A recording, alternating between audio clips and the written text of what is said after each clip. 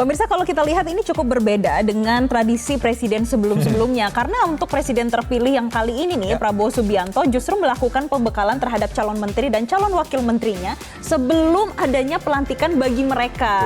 Jadi ini sebuah dalam tanda kutip begitu tradisi yang cukup baru ya dalam proses pemerintahan presiden baru. Dan memang secara total Jessica ada kurang lebih 108 yang terbagi dalam 2 hari itu orang-orang yang dipanggil menjadi calon menteri dan calon wakil menteri. Nah kalau kita flashback lagi pada saat mulai dari hari Selasa itu dipanggil ke rumah Prabowo, kemudian Rabunya pembekalan, Kamisnya juga pembekalan. Ada beberapa calon menteri dan calon wakil menteri yang sudah dalam tanda kutip sudah spill nih kira-kira mereka akan membidangi apa. Tapi ada juga yang irit bicara.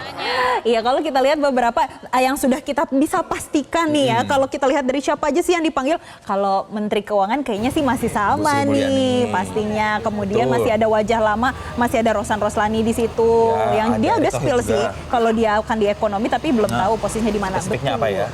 Erick Thohir juga ada. Erick Thohir juga ada. Jadi memang ada nama-nama lama yang mengisi kabinet Presiden Joko Widodo Ma'ruf Amin yang juga kemarin dipanggil lagi.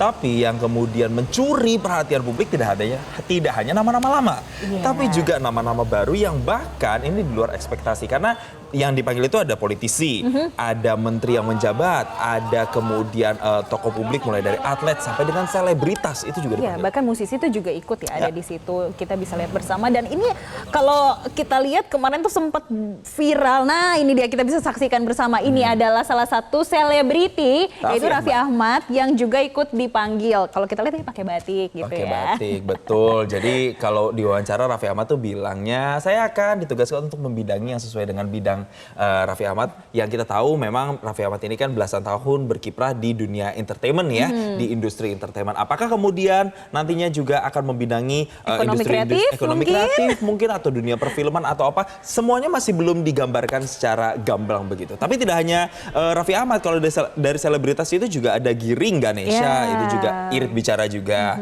Kemudian ada Yovie Widianto yang juga dipanggil. Nah, kalau kita lihat memang pemanggilan ini juga sejalan dengan pembekalan yang dilakukan oleh Presiden terpilih Prabowo Subianto ini untuk para calon menteri dan juga calon wakil menteri. Dan memang ada beberapa topik ya pemirsa yang dibahas untuk para calon menteri dan calon wakil menterinya.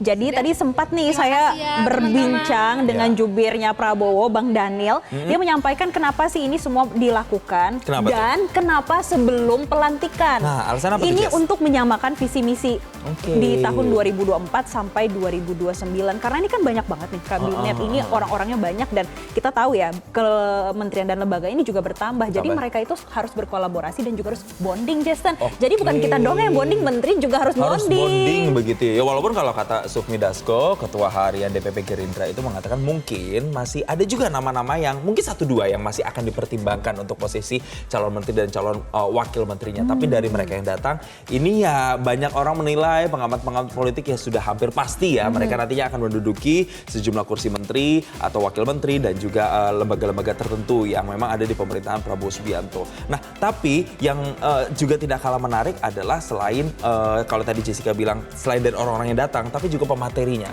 Betul. Itu ada Prof. Mershamer dari Amerika Serikat. Dia itu membahas soal strategi geopolitik. Yang kita tahu sebenarnya Pak Prabowo pun juga dinilai cukup mumpuni untuk membahas terkait dengan itu. Tapi kemudian dia mengajak orang untuk kemudian Prof. Mershamer ini memberikan pengarahan soal geopolitik dan juga keadaan secara global itu seperti apa.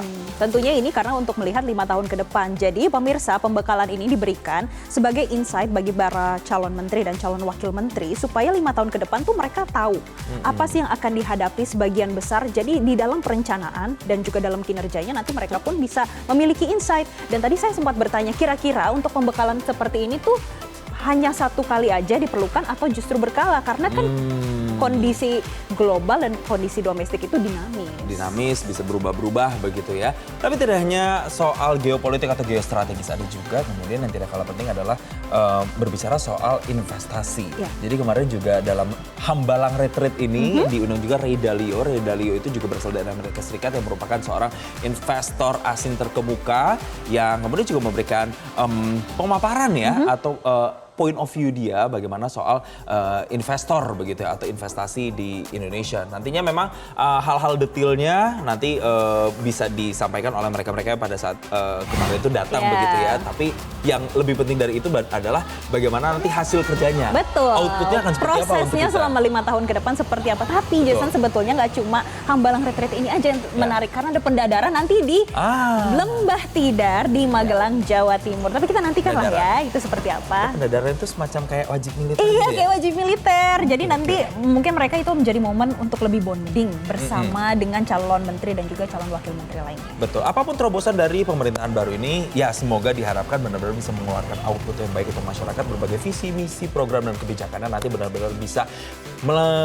berpihak begitu ya kepada rakyat banyak dan juga kesejahteraan masyarakat. Dan pemirsa, usai jeda, Newsline masih akan hadir ya dengan informasi berikutnya. Tetaplah bersama kami.